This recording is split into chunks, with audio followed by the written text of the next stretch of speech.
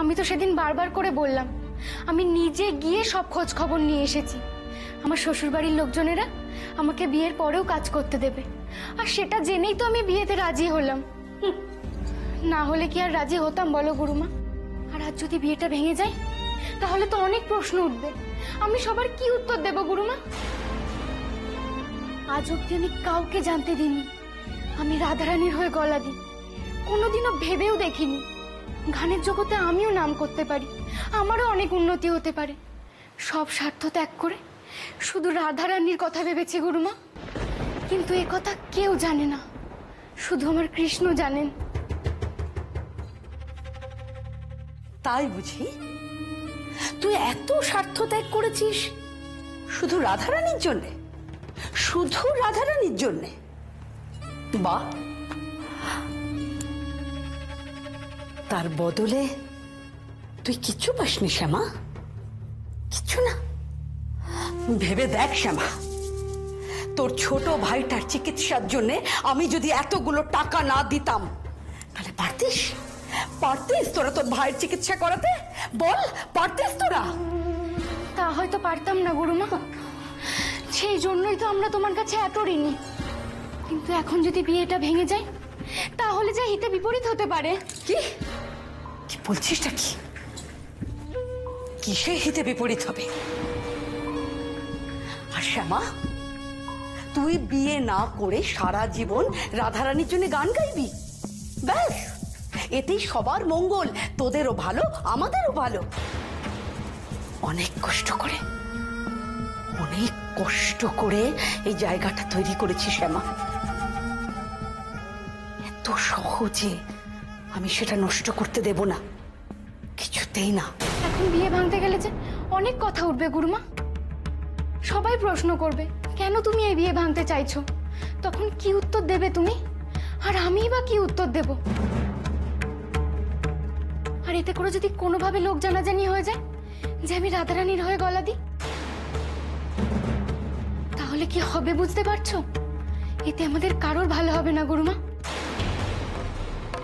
আর তুমি বলো না গুরুমা, জ্যাঠামশাই নিজে এই সম্বন্ধ ঠিক করেছেন, তিনি কি এই অপমান সহ্য করবেন?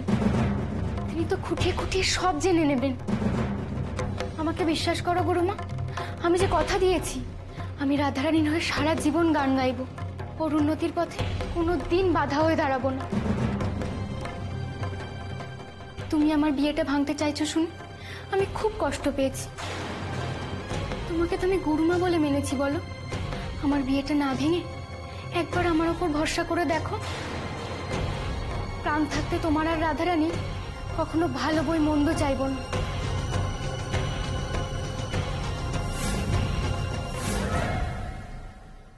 আচ্ছা আচ্ছা, ঠিক আছে ঠিক আছে। নিখিল, নিখিল কোথায় রে? একবার আয় না। ওকে শুনছো? একবার এসো। মেজো বৌমা, দাদা দাদা আসতে দে। মেজো বৌমা, কালই আমরা পাত্রী দেখতে যাচ্ছি, ঘটক মশাই কথা বলে দিয়েছেন। বাহ, এ তো খুব ভালো কথা। যাও সবাই মিলে দেখে এসো। কি সবাই মিলে দেখে এসো? তোমাকেও যেতে হবে। বাবা, আমি আবার গিয়ে কি করব? তুমি দেখলেই তো হলো। ওমা, দেখ কি বলছে তোর বাবা। এসব কি বলছো? হ্যাঁ, তোমার ছেলের বউ ঠিক হবে, তুমি যাবে না? তোমাকেও যেতে হবে। না না, তোমাকেও যেতে হবে। মা, বলছিলাম ভাইয়ের জন্য মেয়ে দেখতে যাচ্ছ, আমার তো যাওয়া উচিত নাকি? অশোক, সারা জীবন শুধু বাচ্চাই থেকে গেলে, বাচ্চাদের মতো কথা বলছো। বাড়ি শুদ্ধ লোক সবাই যাবে নিখিলের জন্য বউ দেখতে, অফিসের কাজ কে সামলাবে? জয় গুরু। বৌদি, নিখিলের জন্য পাত্রী দেখতে যাচ্ছ? কিন্তু আমাকে কুষ্টিটা আগে দিতে পারতে বৌদি, আমি একটু গ্রহ নক্ষত্রগুলো বিচার করতাম। মানে শনি বক্রি কিনা, বুধ শুক্রর ওপর চেপে বসেছে কিনা, এইসবগুলো তো একটু দেখতে পারতাম বৌদি। হবে হবে ঠাকুরজি, সব হবে। তোমার কুষ্টি মেলানো হবে। আগে তো দেখি পাত্রীর বাবা মা কেমন, আলাপ করি কেমন ঘরদোর, কেমন বংশ, সব দেখে শুনে নি। ও মা, দেখো তুমি খালি বই পড়ে যাচ্ছে, তুমি কিছু বলো। আমি আর কি বলবো, সবই তো তুমি বলে দিচ্ছ। নিখিল, নিখিল কাল কিন্তু আমরা যাচ্ছি। হ্যাঁ, তুই কিন্তু লজ্জা করে থাকবি না। তুই মেয়েটির সঙ্গে কথা বলে নিবি, তাহলে সব সহজ হয়ে যাবে, দেখবি। আমি বলছি ও তোর সমস্ত অসুবিধার কথা বুঝতে পারবে। আরে স্ত্রীর কাজই তো হলো স্বামীর সুখ দুঃখ দেখা, তাকে বোঝা, তাকে জানা, তার সমস্ত দায়িত্ব নেওয়া। আর যে কোনো ঘরোয়া মেয়ে এটা করে নিতে পারবে। মা, তুমি এখনো শুধু আমার কথাই ভাবছো? ওনারও তো নিজের স্বামীর কাছ থেকে কিছু এক্সপেকটেশনস থাকতে পারে। আমি ওনার জন্য উপযুক্ত কিনা, ওনার সাথে সারা জীবন ভাগ করে নিতে পারবো কিনা, এটাও তো বুঝে নিতে হবে মা। জানো মা, আজকাল স্বামী স্ত্রী হাতে হাত মিলিয়ে প্রত্যেকটা ধাপ পার করে, সবকিছুতে সমানভাবে ইনভলভ থাকে, নয়তো কোনো সম্পর্ক ঠিকঠাক তৈরি হয় না মা। একদম খাঁটি কথা বলেছে নিখিল। দেখো না সুজাতা, আমিও তো এভাবেই তোমার কি ইচ্ছে, তোমার কি চাহিদা সেটা পূরণ করার চেষ্টা করেছি সারা জীবন ধরে। তুমি কিছু বলার আগেই আমি বোঝার চেষ্টা করেছি তুমি কি চাও, তা না হলে কি আমরা সুখী হতে পারতাম? সে তুমি যাই বলো বাপু, নিখিলের জন্য আমি এমন একজন মেয়ে আনবো যে 7 চরে রা কাড়বে না। নিখিলই হবে তার ধ্যান জ্ঞান। তোর এখনো বিয়ের সময় হয়নি শ্যামা। আমার রাধারানীর পেশাগত জীবনের জন্য যেটা ভালো আমি সেটাই করেছি। তুই বিয়ে না করে সারা জীবন রাধারানীর জন্য গান গাইবি? এতেই সবার মঙ্গল, তোদেরও ভালো আমাদেরও ভালো। আমার রাধারানীর পেশাগত জীবনের জন্য যেটা ভালো, যেটাতে লাভ হয় আমি সেটাই করেছি। বাবা মায়ের আমার গান নিয়ে কতই না স্বপ্ন ছিল। প্রভাত সময়ে সূচি রাঙিনা মাঝে গুড় চাঁদ নাচিয়া বেড়ায় রে। প্রভাত সময়ে সূচি রাঙিনা মাঝে গুড় চাঁদ নাচিয়া বেড়ায় রে। জাগুনি গো সূচি মাতা গৌরাইল প্রেম দাতা। জাগুনি গো সূচি মাতা গৌরাইল প্রেম দাতা। জাগুনি গো সূচি মাতা গৌরাইল প্রেম দাতা। জাগুনি গো সূচি মাতা গৌরাইল প্রেম দাতা। ঘরে ঘরে হরি নাম বিলায় রে। প্রভাত সময়ে সূচি রাঙিনা মাঝে গুড় চাঁদ নাচিয়া বেড়ায় রে। বাহ বাহ বাহ বাহ, তোমার শ্যামার গানের গলা কি সুন্দর গো। ওর গানটা শুনে আমার প্রাণটা জুড়িয়ে গেল। সবই যে আমার রাধা মাধবের কৃপা গো। তুই একটা অনুষ্ঠানে গান গাওয়াচ্ছ না কেন? কে টুকটাক ছোটখাটো অনুষ্ঠানে গান গায় আমার শ্যামা, তবে এখনো তো তালিম দিচ্ছি আমি, তাই বড় কোনো আসরে এখনো নামাইনি। তবে আমি চাই আমার পরিবারের এই কীর্তনের ধারাকে আমার শ্যামা মা বহন করে নিয়ে যাক, রক্ষা করুক। কত যত্ন করে বাবা আমায় গান শেখাতো, তখন কি আর ভেবেছিল তার শিক্ষার এই পরিণতি হবে? জানি কি হবে পরিণামে গো, কি হবে গো পরিণামে মোর, কি হবে গো যদি নয়ন মুদে থাকি অন্তরে গোবিন্দ দেখি। যদি নয়ন মুদে থাকি অন্তরে গোবিন্দ দেখি। নয়ন মিলিয়া দেখি শ্যামে আমি, নয়ন মিলিয়া দেখি শ্যামে। খুব ভালো হয়েছে রে মা, হরে কৃষ্ণ। একসময় কত স্বপ্ন ছিল আমার, হারিয়ে যাওয়া কীর্তনকে আবার মানুষের সামনে জনপ্রিয় করে তুলবো। রাইকে সাজাচ্ছে ভালে লবঙ্গ মালতী মালে, রাইকে সাজাচ্ছে ভালে লবঙ্গ মালতী মালে। চন্দনের বিন্দু ভালে দিল, চন্দনের বিন্দু ভালে দিল। তারা সাজাতে লাগলো, সাজাতে লাগলো চন্দনের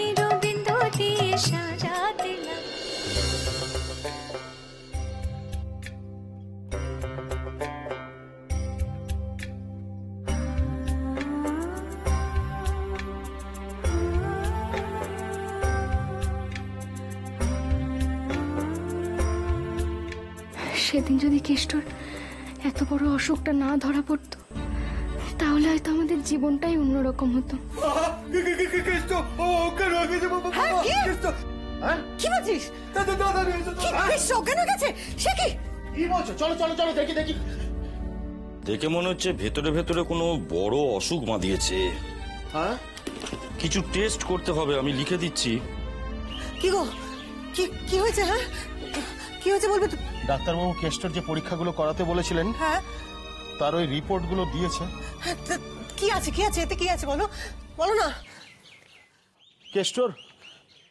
কেষ্টর হাটে একটা ফুটো হয়েছে গো। ডাক্তারবাবু বলছেন যে অপারেশন করাতে হবে। এখন অপারেশন মানে তো সে অনেক টাকার ঝক্কি গো বিষ্ণুপ্রিয়া, কিন্তু আমাকে তো যেমন করে হোক সে টাকা জোগাড় করতেই হবে। টাকা যদি জোগাড় করতে না পারি তাহলে তো আমাদের কেষ্টকে বাঁচাতে পারবো না।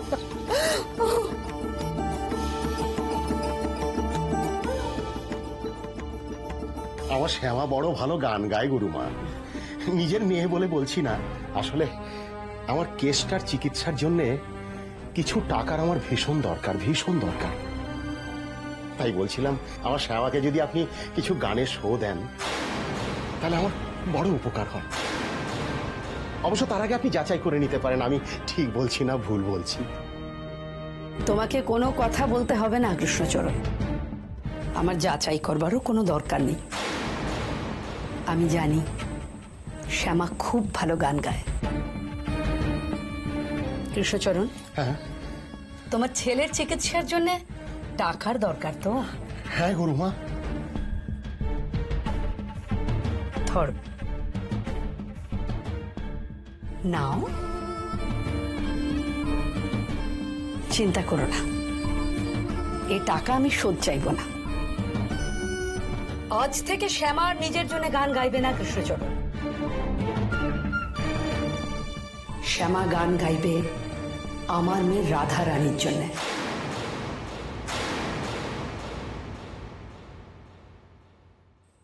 মানে বুঝতে পেরেছ তো কৃষ্ণচরণ?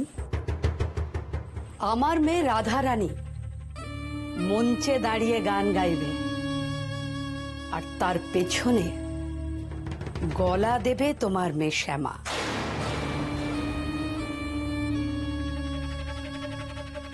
কি রাজি তো শ্যামা?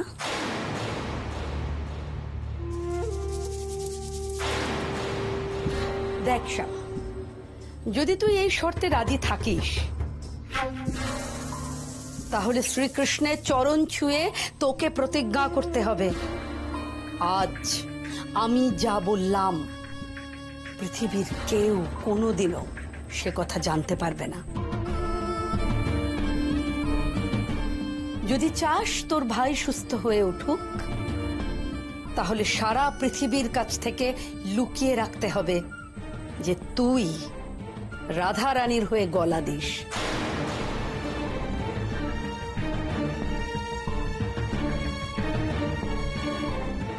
রাজি? আমি রাজি গুরুমা। তুমি আমার ভাইয়ের চিকিৎসার জন্য এতগুলো টাকা দিলে, আজ থেকে তুমি যা বলবে আমি তাই করব। গাইব না গুরুমা, গাইব না। মা বাবাকে দেয়া কথা রাখার জন্য হয়তো আমাকে বিয়ে করতে হবে, তবে তোমাকে দেয়া কথাও রাখবো। আমার কৃষ্ণ আমায় যে পথ দেখিয়েছে আমি সেই পথেই চলবো। শ্যামা, কি রে এখানে দাঁড়িয়ে দাঁড়িয়ে কি ভাবছিস? না মানে, আরে শুনলাম কদিন পরে তোর বিয়ে, এইভাবে রাত্রে অন্ধকারে একা একা ঘুরছিস কেন? আরে কে না কে তোর নামে বদনাম রটিয়ে দেবে তার কোনো ঠিক আছে? যা যা বাড়ি যা। হ্যাঁ,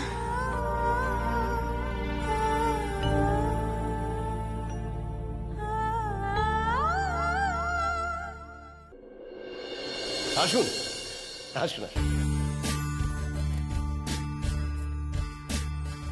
বসুন।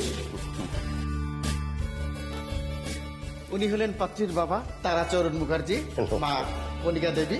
ওনারা দুজনেই বিদেশে চাকরি করেন। উনি হলেন চৌধুরী পরিবারের কর্তা বসন্ত চৌধুরী, আর ওনার স্ত্রী সুজাতা। ইনি হলেন পাত্র নিখিল, উনি হলেন নিখিলের বড় দাদা অরুণ চৌধুরী। নমস্কার। উনি হলেন নিখিলের মেজ বৌদি দিশা দেবী। মালতী এসো এসো, ওগুলো নিয়ে এসো। এসো, রাখো কেন, এদিকটা রাখো, এদিকটা রাখো।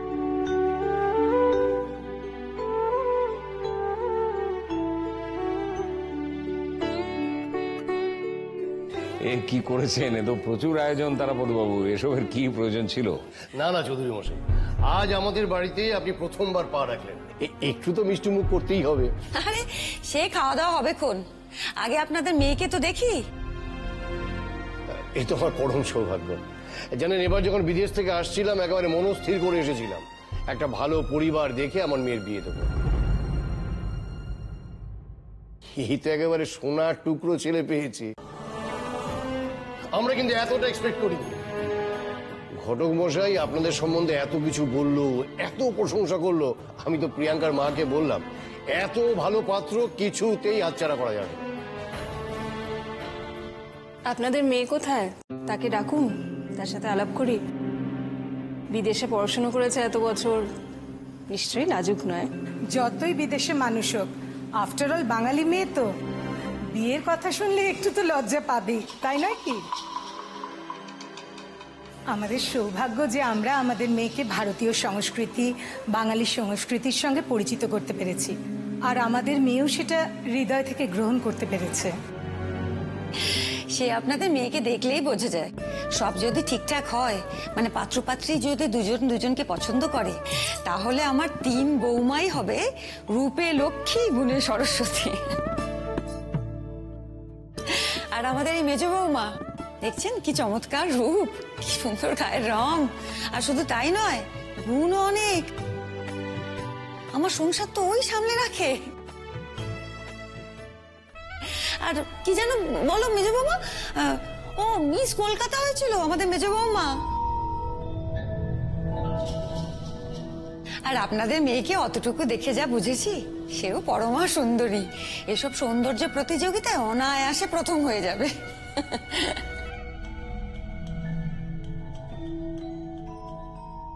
বহুদিন বাদে আপনাকে দেখছি মিসেস চৌধুরী। সেদিনের সে অহংকারী মুখটা আমি আজও ভুলতে পারিনি। আমি জানতাম এরকম একটা ফর্সা সুন্দরী মেয়ে দেখে আপনি লোভ সামলাতে পারবেন না, আমার ফাঁদে পা দেবেনি।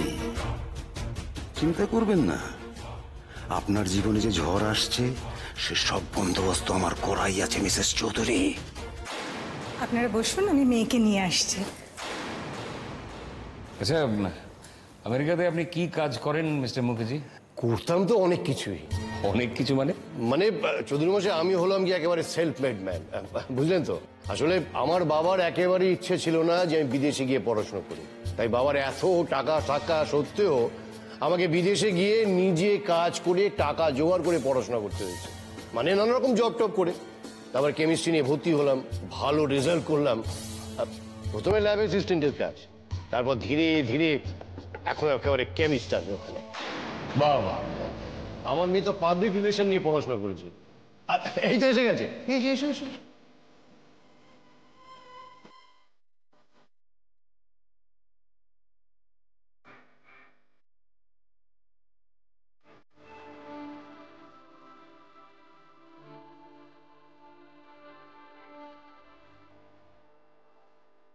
রে কেমন লাগছে? পছন্দ হলো? তুইও দেখছি মায়ের মতো করছিস।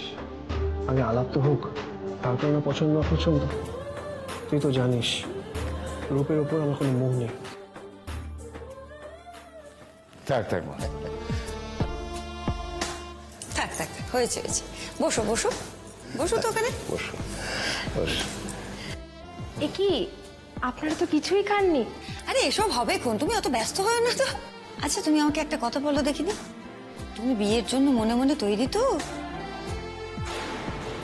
আমি বলছিলাম যে মেয়েদেরই তো তৈরি হতে হয়, তাই না? যে বাড়িতে সে বড় হয়েছে ছোটবেলা থেকে, সে সব ছেড়ে নতুন বাড়িতে যাওয়া, নতুন মানুষজন, নতুন পরিবেশ, সমস্ত কিছুর সঙ্গে মানিয়ে নেওয়া, এসব তো মেয়েদেরই করতে হয়, তাই না? তাই জিজ্ঞেস করছিলাম তুমি মনে মনে তৈরি তো এসবের জন্য? তুমি কোন ইউনিভার্সিটি থেকে পাবলিক রিলেশনস নিয়ে পড়াশোনা করেছো?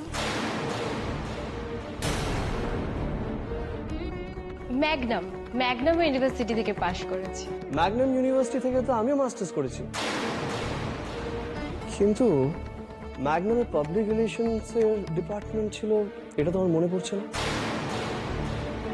এই তো রিসেন্টলি হয়েছে। আপনার কোন ক্যাম্পাস? আমার নিউ ইয়র্ক। কিন্তু ক্যাম্পাস তো নিউ জার্সিতে। সে কি প্রিয়াঙ্কা, কোথা থেকে পড়াশোনা করেছো সেটাই ভুলে গেছো?